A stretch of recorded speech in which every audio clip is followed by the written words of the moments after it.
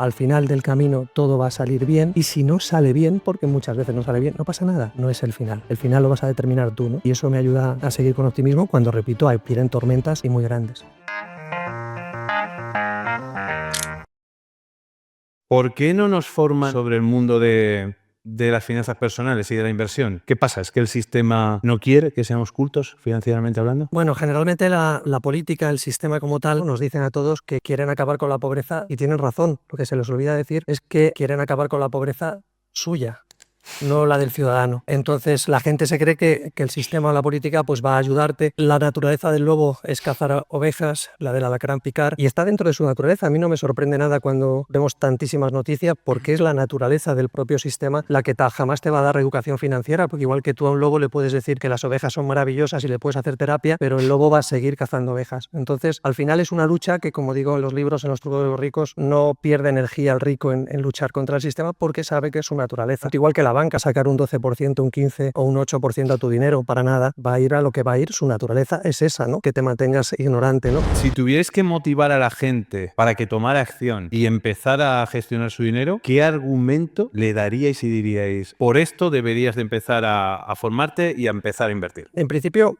voy a hablar de lo que me ha funcionado a mí, ¿no? Es decir, yo creo que cuando pretendemos hacer cambios, ya sabemos que la transformación de cualquier persona, opino por mí, insisto, es cuando hay mucha inspiración o mucha desesperación, ¿no? Si yo quiero provocar cambios en la economía mía, o cambios en montar un negocio, o en comprar un coche, en ir a vivir a un barrio, lo único que yo he hecho en mi vida es decir, voy a intentar poner una serie de motivaciones extra para que al final esa inspiración sea máxima. Entonces, si hay algo que me gusta, invertir en inmuebles, o quiero mejorar mis finanzas, o quiero comprarme un coche, lo que hago es empezar, si es un coche, empiezo a ver vídeos de ese tipo. Si quiero invertir en inmuebles, empiezo a conocer historias de gente.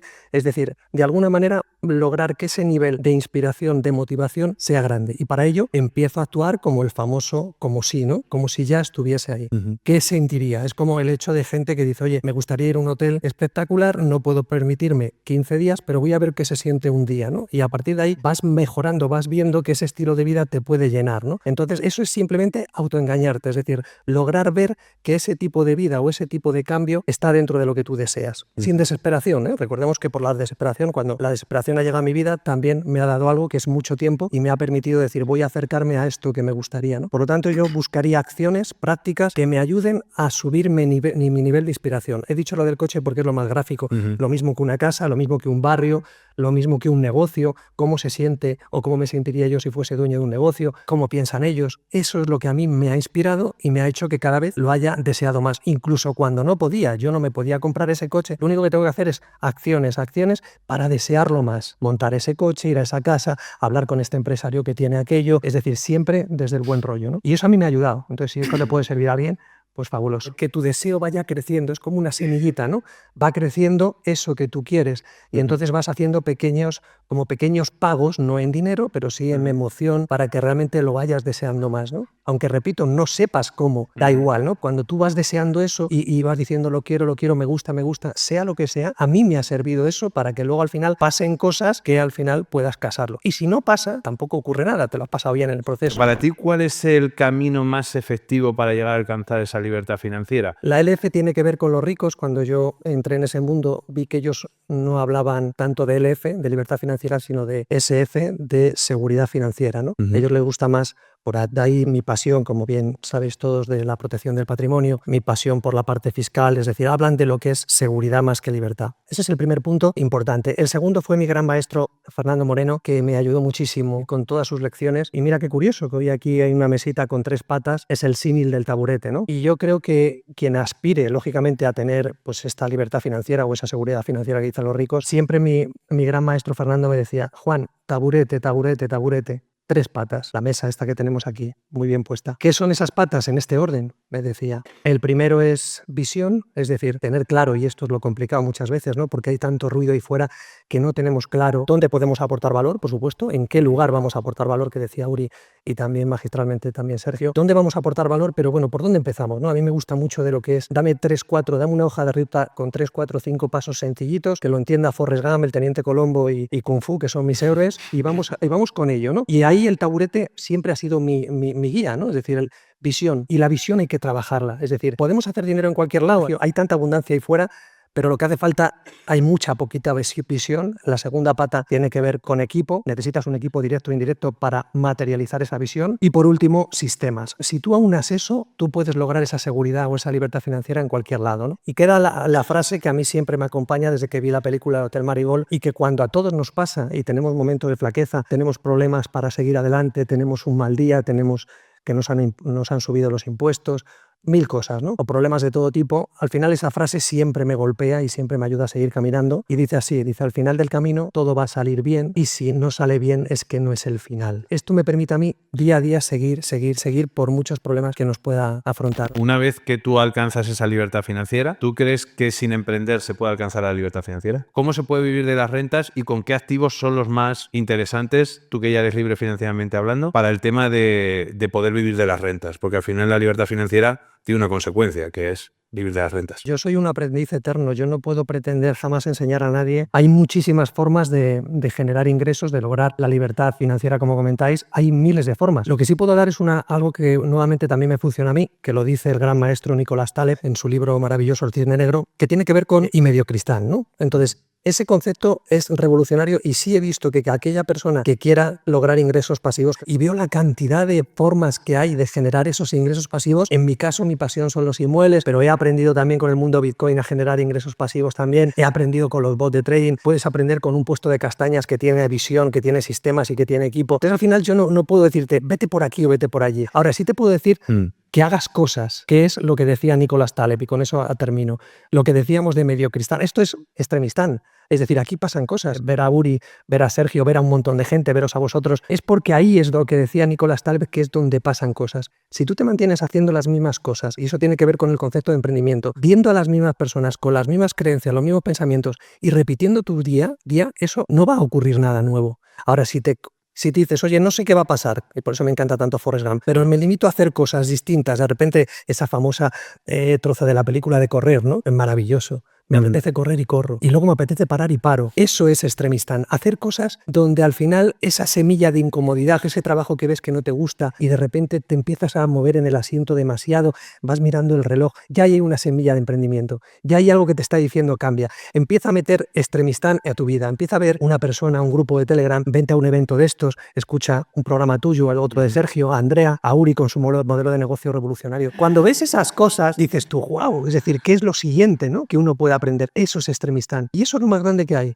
Y si tienes eso, no te preocupes, que la libertad financiera te va a enganchar a ti. Tú no vas a tener que engancharla a ella. Pero te tienes que meter en extremistán en vena, totalmente. ¿Todo el mundo debería de invertir en inmobiliario? Hay una tendencia que es así y que todos somos conscientes. Hablas con un abogado, un asesor fiscal, con quien sea. Hay tendencias. La tendencia es que la inflación no es lo que te cuentan, que no es un 10%, ni un 8%, ni un 6%, es muchísimo mayor. Es verdad que cada vez vamos a ser más pobres. Es verdad que la propiedad privada está siendo atacada. Es verdad que papá, ni mamá, ni el tío, es decir, papá Estado, ni mamá banco, ni tu empresa, nadie va a cuidar por ti, y lo he dicho al principio con el tema de los lobos y demás y los alacranes, es decir, porque es su naturaleza. Dicho esto, ¿qué quiero decir? ¿Por qué he hablado de todo esto? Porque lo que sí es verdad es que yo no sé si la libertad financiera con los inmuebles lo puedes lograr o no. Va a depender de tener un montón de sistemas también, de formas y demás, y de que cuando haces el primero luego puedes hacer más. Lo que sí es verdad es que, sabiendo todas estas tendencias, que vamos hacia un ataque continuado de la propiedad privada, donde al final tú te crees que lo que tienes es tuyo y es mentira. Tú sabes que va a haber cada vez más decretos, cada vez más impuestos, cada vez vas a ser más pobre. Son tendencias, no es que Juan no se haya tomado la medicación, es que es así. Es decir, es que hablas con cualquiera que sea gestor, asesor fiscal, y te dice, oye, es que sí, vamos hacia eso. Entonces, si tú me preguntas, Juan, ¿qué es lo que es realmente necesario? Lo que es necesario es que mires por tu dinero, que lo hagas crecer, que protejas hoy más que nunca tu patrimonio y que indagues ahí y profundices sobre ese tema, porque eso sí te va a dar tranquilidad y paz. Lo otro, los inmuebles, bueno, yo he sido bastante crítico también con los inmuebles al cabo de los años. Ya no veo la misma forma de inversión, de invertir ahora por estos motivos, Vale. donde se va atacando, donde hay una persona que incumple un contrato de alquiler y lo tienes que casi, le tienes que dar tus apellidos porque se va a quedar toda su vida en tu casa, le tienes que dar los apellidos porque no lo vas a echar. Entonces, cuando nadie mira por ti, por tu propiedad privada, pues uno tiene que buscar otras fuentes de ingresos pasivos, y por eso estamos hoy aquí, para aprender. ¿Qué discurso le daríais sobre el éxito económico para vuestro yo pasado? Cualquier persona que os vea, para vuestros hijos, si los tenéis, en el que le tuvierais que dar unos consejos valiosos, ¿qué le diríais? para que tuvieran éxito en la vida a nivel económico? Voy a dar 5 tips que a mí me han servido, me han ayudado. Parecen fáciles de entender, pero a mí me ha costado mucho aplicarlos a lo largo de mi vida. Y termino con una frase también, en este caso no de mi madre, pero sí de mi abuela, que también me acompaña, ¿no? Y que también me sirve, y espero que a alguna de las personas que estén aquí también les sirva, y que tiene relación con lo que hablamos de invertir y de inversiones. Lo primero que a mí me ha ayudado y que es muy complicado y que Fernando Moreno, mi gran maestro, lo denomina prácticamente tener la mente en blanco. Yo lo denomino NNNC, que es no niegues nada y no creas nada. Si tú no niegas nada y no creas nada, no es que te conviertas en un zombie o en un robot. Simplemente lo que te está invitando la vida o lo que te estoy invitando yo, lo que a mí me ha funcionado es experimentar, porque siempre vas a tener gente que niegue cosas y siempre vas a tener gente que crea cosas. Entonces es muy fácil dejarte llevar por el ruido de sirenas y que al final no hagas eso, experimentar. Por lo tanto, la primera es no niegues y no creas. Por lo tanto, experimenta, sé periodista. La segunda la explica en el tercer libro, que tiene que ver con la balanza imaginaria, que también lo aprendí de los ricos, ¿no? También eso me ha servido, ¿no? En mi vida me he dado cuenta que muchas personas que triunfan, y cuando a mí me ha ido bien en algunas cosas, sin quererlo, estaba poniendo en marcha la balanza imaginaria. La balanza imaginaria lo que viene a decir es que cuando tú pones mucho tiempo, esfuerzo, dinero, energía y emoción en algo, tienes que recibir algo. Y hay mucha gente que se empeña en no tener en cuenta esa balanza imaginaria. Es decir, dicho andando por casa, sería como cuando tú estás viendo una película o estás viendo en el cine o leyendo un libro y tú esperas que el final sea bueno, pero mientras tanto no te está gustando nada. Eso, aplicado a las inversiones, explicado a los negocios, es exactamente igual. Balanza imaginaria es, tienes que tener ese retorno positivo, y si no, olvídate de ese concepto de inversión, olvídate de eso que quieres emprender. Balanza imaginaria, tiene que haber siempre un equilibrio. Y es lo que hablabais antes, de que muchas veces el emprendedor se empeña en luchar y no tiene ese premio. La tercera tiene que ver con la escala del conocimiento. Otra cosa que me ha servido a mí mucho es no intentar ser el mejor en algo, sino rodearme de gente que brilla, de gente que ya tiene un 9 o 10 en la escala del conocimiento, y me apalanco en ellos. Porque yo, si tengo un 5 o un 6, llegar a ese 9 o 10 me va a llevar muchos años.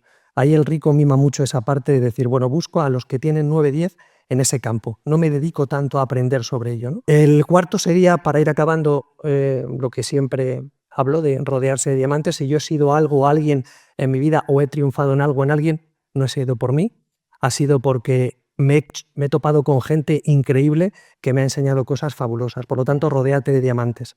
Eso también sería la cuarta. Y la quinta, que va relacionado con todo, tiene que ver con las fichas del casino, ¿no? Cuando naces te dan unas fichas, y esas fichas, como se te acaben, estás muerto. Las fichas son la confianza. Aquí estamos logrando más confianza. Yo, cuando escucho todo esto, me voy con más confianza, con más fichas. Tú en el casino, cuando se te han acabado las fichas, estás muerto, te tienes que marchar a casa.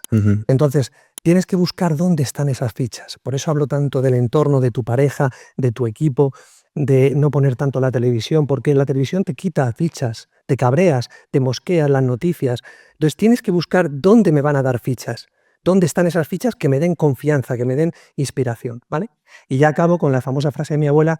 Mi abuela, bueno, pues una mujer con 11 hijos, una mujer que tuvo que pasar muchas penurias. Yo viví con ella unos años y no tenía nada. Pero había una frase que se quedó conmigo, igual que las frases de Sergio y de muchos de vosotros. Hay una frase que siempre me acompaña. Y mi abuela siempre decía, cuando le decían cosas, esto vale para invertir, por favor copiarla porque es maravillosa.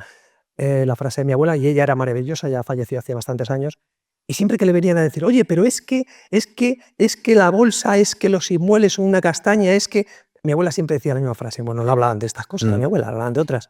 Pero siempre decía, si el cielo se cae, a todo el mundo pilla. Y eso tiene mucha profundidad, ¿eh? Es decir, si tú vas por la vida pensando que el cielo se va a caer, que si los comunistas, los socialistas, el ministro de Educación, que si las inversiones, que si el dinero, si tú estás el miedo inundándote, pues se acabó, no vas a hacer nada, ya no hay fichas de casino. Y mi abuela, cuando le venían con problemas o con pegas o con situaciones complicadas, siempre decía, si el cielo se cae, a todo el mundo pilla. Es decir, claro que pueden pasar muchas cosas, pero ahí, cierro con lo que tú has dicho, hay que ir con esa confianza, con esa sonrisa, haciendo las cosas bien y con ese optimismo, porque si no lo tienes, el miedo va a destrozar cualquier inversión y cualquier crecimiento que puedas tener, y eso es lo que me ha ayudado.